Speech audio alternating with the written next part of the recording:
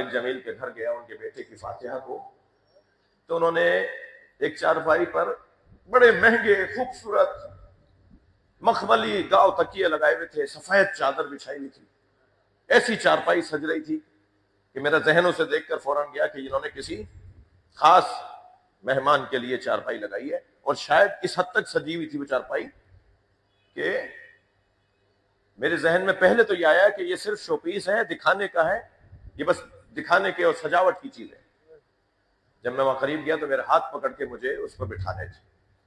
میں نے کہا اگر یہ آپ بیٹھانے کے لیے بنائی ہے رکھی ہے تو آپ میرے بڑے ہیں، آپ بیٹھیں۔ کہنے لگے نہیں یہ آپ کے لیے سجائی ہے، آپ سید ہیں۔ یہ چارپائی میں نے آپ کے لیے سجوائی ہے، آپ سید ہیں۔ پھر میرے برابر میں بوڑھے پر بیٹھ گئے، خود مجھے ان کا ادب بھی تھا کہ میں زیادہ بحث نہیں کر سکتا تھا، میں اس چارپائی پہ بیٹھا تو پھر مجھے روتے ہوئے ایک حدیث سنائی جو اہل سنت کی کتابوں میں ہے، میں نے شیعہ کتابوں میں نہیں پڑھا لیکن مولانا نے سنائی، وہ میں مولانا کی سنائی بھی سنا رہا ہوں۔ وہ کہتے ہیں کہ ایک مرتبہ حضرت حسین ایک سفر سے لوٹ رہے تھے، طویل سفر سے امام حسین لوٹے تھے، مدینے کے قریب پہنچے تو مدینے کے رہنے والوں نے طے کیا کہ حسین کا استقبال کریں گے، تو سارا مدینہ شہر سے باہر آ گیا، ان میں سینکڑوں کی تعداد میں اصحاب رسول بھی تھے۔ کہیں پیچھے شاید جو منظر بنتا ہے ان اصحاب کے اندر، ان اصحاب کے درمیان حضرت ابو ہریرہ بھی تھے۔ مولانا فرماتے ہیں کہ جیسے ہی حسین کا گھوڑا رکا، حضرت امام حسین کے بدن پر، آپ کے کپڑوں پر، آپ کی نالینوں پر گرد راہ تھی، گرد راہ، رستے کی گرد تھی۔ کہتے ہیں آگے بڑھے اور ابو ہریرہ نے، حضرت ابو ہریرہ نے اپنی پگڑی پر ہاتھ رکھ کے اسے جھٹکا دیا تو سارا امامہ کھل گیا، اور اپنے سر کے کپڑے سے، امامے سے امام حسین کے جوتے صاف کر دیا۔ تو مولانا فرما رہے تھے کہ حضرت حسین نے ہاتھ روکتے ہوئے کہا آپ میرے بابا کے دوست ہیں، آپ یہ کیا کر رہے ہیں؟ فرمایا حسین میں نے ان پیروں کو نبی کے سینے پہ دیکھا۔ یہ کہہ کر مولانا روئے، مولانا طارق جمیل روئے، میں نے ان پیروں کو نبی کے سینے پہ دیکھا ہے،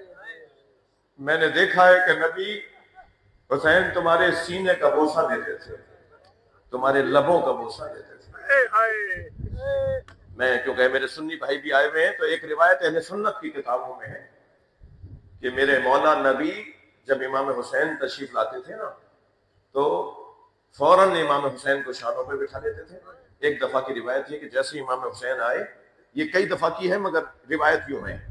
کہ جب قریب آئے نا تو ایسے منہ پکڑ کر امام کے لبوں پہ لب رکھے اور لبوں کا بوسہ دے کے فرمایا من احب حسین فقط احب اللہ، جو میرے حسین سے محبت کرے گا اللہ اسی سے محبت کرے گا، جو حسین سے محبت کرتا ہے اللہ اس سے محبت کرتا ہے، اور پھر لبوں کا بوسہ لیا۔ اور جب شام کے دربار میں یزید کے سامنے ایک تشت لا کے رکھا گیا، سیدانیوں کو رسیوں میں باندھا ہوا تھا، بیویوں کو اسیر بنا کے لائے تھے۔ جب یزید کے سامنے ایک تشت لا کے رکھا گیا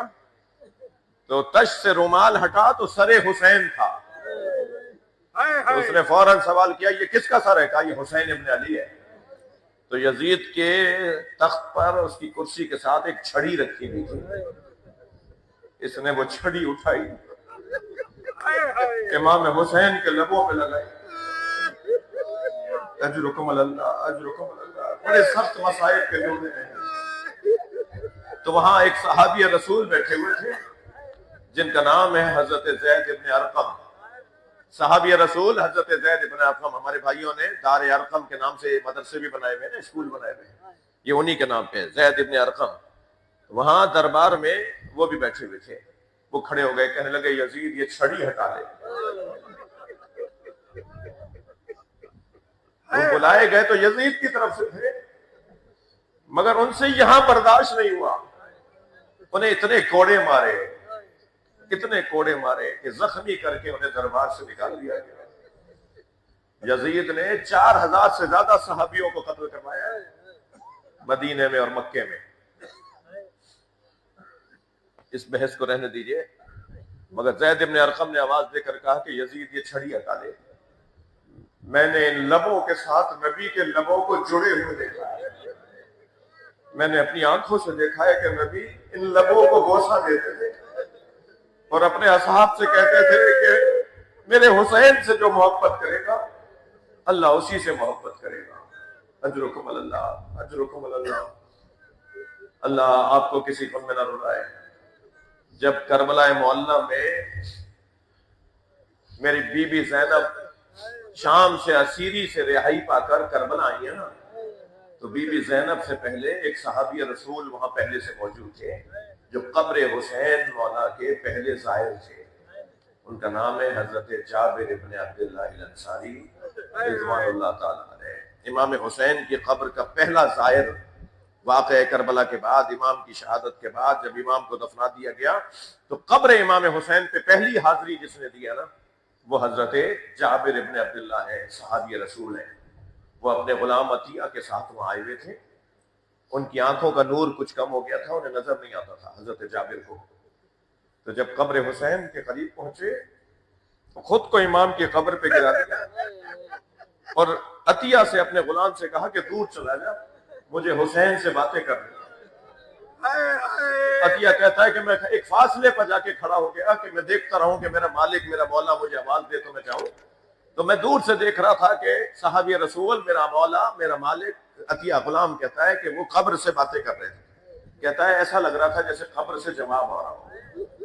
تو کہتا ہے پہلے تو میں یہ سوچتا رہا کہ شاید جواب، میرا شبہ ہے، میرا خیال ہے کہ باتیں ہو رہی ہیں، قبر سے جواب آ رہا ہے، لیکن مجھے اس وقت یقین آ گیا کہ جب ایک مرتبہ چوک کے کھڑے ہوئے اور مجھے کہنے لگے عطیہ قریب آؤ، عطیہ قریب آؤ، میں قریب آیا تو مجھے اشارہ کر کے کہنے لگے یہاں سے دیکھو کوئی آ رہا ہے، اس طرف سے دیکھو کوئی آ رہا ہے۔ تو میں ایک ٹیلے پہ کھڑا ہوا، میں نے دیکھا کہ ہاں ایک قافلہ آ رہا ہے، تو میں نے کہا ہاں اس طرف سے ایک قافلہ آ رہا ہے۔ کہنے لگا مجھے سہارا دو جو مجھے دور لے جاؤ۔ تھوڑی دیر بعد معلوم ہوا زینب کی سواری آ رہی ہے۔ ایسا لگا جیسے قبر حسین سے آواز آئی عطیہ دور چلی جاؤ، میرے دور چلے جاؤ، میری بہن آ رہی ہے۔ اے جابر دور چلے جاؤ، میری بہن زینب آ رہی ہے۔ حضرت جابر ابن عبداللہ انصاری کو عطیہ اٹھا کے لے گئے اور پھر قافلہ آنا شروع ہوا۔ سب سے پہلے ایک محمل آ کے رکی جس سے ایک بی بی گری۔ سخت جملے کہہ رہا ہوں، اللہ کرے جناب زینب نے اونٹ کے بٹھانے کا انتظار نہیں کیا، اونٹ بٹھایا جائے تو بی بی اترے، بی بی نے خود کو کھڑے اونٹ سے گرا دیا۔ سب سے پہلے میں ایک اونٹ سے ایک محمل سے بی بی گری اور وہ بی بی گرتی اٹھتی قبر حسین پہ جا کے گری، اور امام حسین سے بہت دیر تک جناب زینب بات کرتی رہی کہ جب بی بی نے پرسہ دے دیا، بھائی کو اپنی سکینہ کا پرسہ دے دیا، کوفہ و شام کے حالات بتا دیے، امام سجاد نے آ کر پھوپھی اماں کو حوصلہ دیا اور پھر فرمایا پھوپھی اماں نانا کے صحابی جابر ابن عبداللہ انصاری یہاں آئے ہوئے ہیں، ہم سے پہلے آ چکے تھے، وہ بابا حسین کی قبر پر بابا سے باتیں کر رہے تھے، وہ ہمارے ادب اور احترام میں دور جا کے بیٹھ گئے۔ جابر نے پیغام دیا میرا سلام زینب کو کہہ دو، علی کی بیٹی کو میرا سلام کہہ دو۔ میری بیوی نے فرمایا سجاد کوئی کہنے دے تو پردہ لگواؤ، میں بیٹھ کے نانا کے صحابی سے پرسہ لوں گی۔